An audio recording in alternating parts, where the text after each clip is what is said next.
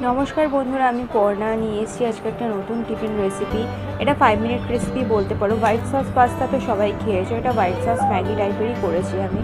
প্রথমে একটু বাটার নিয়েছি। বাটারটা মেল্ট হয়ে যাওয়ার পর ওর মধ্যে একটুখানি রসুন কুচি দিয়ে, তারপরে সেখানে পেঁয়াজ কুচি দিয়ে আর লঙ্কা কুচি দিয়ে একটু হালকা ভেজে নিয়েছি। তারপরে দিয়ে দিয়েছি 1 চামচ মতন ময়দা, আমি বেশি ইউজ করিনি। এই ময়দাটা একটুখানি হালকা নেড়ে চেড়ে নেব। তারপরে দিয়ে দেবো 1 কাপ মতন দুধ।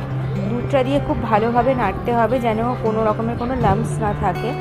এটাকে আমি ভালো করে মিশিয়ে নিয়েছি। তারপরে এর মধ্যে দিয়ে দিয়েছি 1 চিমটিখানি নুন, আর দিয়েছি চিলি ফ্লেক্স, আর দিয়েছি অরিগানো। সবটা ভালোভাবে মিশিয়ে নেব। মিশিয়ে নেওয়ার পরে এটা একটুখানি শুকনো শুকনো মতন হয়ে এসেছিলো, তাই এটাতে আমি পরে একটুখানি জল অ্যাড করেছিলাম। তারপরে ম্যাগিটা দিয়ে ভালোভাবে মিশিয়ে নিয়ে আমি একটুখানি দিয়ে দিয়েছিলাম কেচাপ দিয়ে ভালো করে নেড়ে চেড়ে নিয়ে, আর দিয়ে দিয়েছি একটুখানি তোমার ম্যাগির